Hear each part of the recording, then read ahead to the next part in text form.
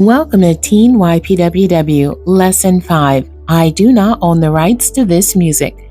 Today's topic is The Salt is Multifaceted, Part 2. The lesson text is coming out of Matthew chapter 5, verses 1 through 13, 1 Corinthians chapter 12. The memory verse, I will read the King James Version first and then the New International Version of 1 Corinthians chapter 12, verse 4. Now there are diversities of gifts, but the same Spirit. The New International Version of 1 Corinthians chapter 12, verse 4. There are different kinds of gifts, but the same Spirit distributes them. The key for today's lesson, we are salted for purpose. The focus for today's lesson, members of the body of Christ have different purposes. Variety is the spice of life that gives it all its flavor. This famous cliche was penned by poet William Cowper, and it is a good description of this series of lessons. God has made it undeniably clear that He loves variety. In the beauty of creation, we see a vast amount of different land terrains, plants, and animals. In the creation of mankind, we see multiple cultures and ethnicities. Within the various cultures around the world, we can see even more layers of diversity. It is a global phenomenon that God has orchestrated. He planned and loves our differences. Proclivity is defined as our natural tendency to behave in a particular way. Our behaviors are mostly learned from our parents, the cultures we were raised in, our environments, neighborhoods, and our schools all have a profound impact on our proclivities as well. God knows the sum total of who we are, our character, personality, likes and dislikes, strengths and weaknesses. He is not surprised by anything we say or do because He knows us from the core, inside and out. Nonetheless, God ensures that we have opportunities to learn more about Him and improve our lives. Just as there is diversity in nature, land, terrains, and mankind, our memory verse lets us know that there is also diversity in the distribution of spiritual gifts. Although emanating from one source, the Spirit of God, there are several different spiritual gifts that are given to believers. It is important to understand that spiritual gifts are given for believers to work in their gift area to help the church, which is the body of Christ. Can a believer have more than one of the spiritual gifts identified in 1 Corinthians chapter 12? Yes. Can a believer have all of the spiritual gifts identified in this passage? Probably not. The language of verses 8 through 10 confirms this answer by these phrases: to one is given, and to another one is given. Verse 11 emphatically states that the Spirit distributes or divides these gifts to believers as He determines.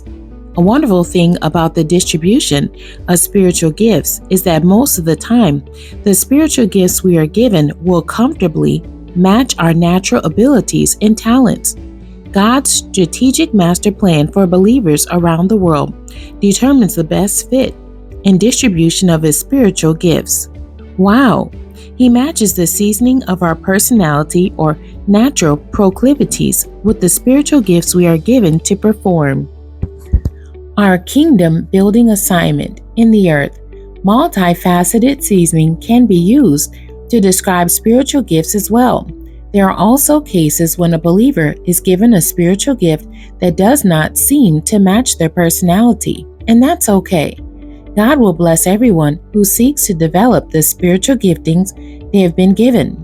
Just as we have discussed in our previous lessons about the importance of salt being potent and regional popular food seasonings, our spiritual gifts are to be developed to be potent, powerful, and effective.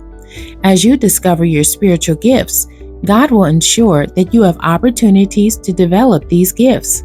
Some of you already know what your spirit gifts are, or spiritual gifts are, and this is great. You are challenged to continue developing your gifts. For those who are not quite sure what spiritual gifts you have, first begin with prayer. Ask God to reveal to you what your calling is and your spiritual gifts are. Expect Him to answer this prayer. God can speak to your spirit, or He might send to you various individuals to help you identify your spiritual gifts. Some of the usual people God sends to help you with this identification are trusted family members, youth church leaders, pastors, teachers, and counselors. Next, answer these 4 questions. Number 1, what activities do you like to do best? Number 2, what are the academic subjects that you like best? Number 3, what do your trusted family members say that you are good at doing? Number 4, what do the people in your life, like your pastors, teachers, and counselors who talk positively about your future, suggest about your career choice? Your answers are important and are a great start in finding out your spiritual giftings. The questions for today's lesson. Number 1, as members of the body of Christ, we have different responsibilities. What is one of your gift areas that can be used to edify the body of Christ? Discuss methods and strategies that you can use to nurture and develop your spiritual gifts. Number 2, what are some spiritual gifts that you have seen in operation in the life of other believers? Diversity in the body of Christ can be compared to the different seasonings that we use to prepare our food. Good seasonings make our food more enjoyable to eat. This diversity can also be compared to the distribution of spiritual gifts. God has divinely created us with different personalities and dispositions. Our total being, personality, and proclivities are to be used to the glory of God. We are seasoned with different gifts and callings for different purposes. As we grow and mature, we learn more about the multifaceted seasonings that exist in the body of Christ. The end. God bless you and thank you for joining me today.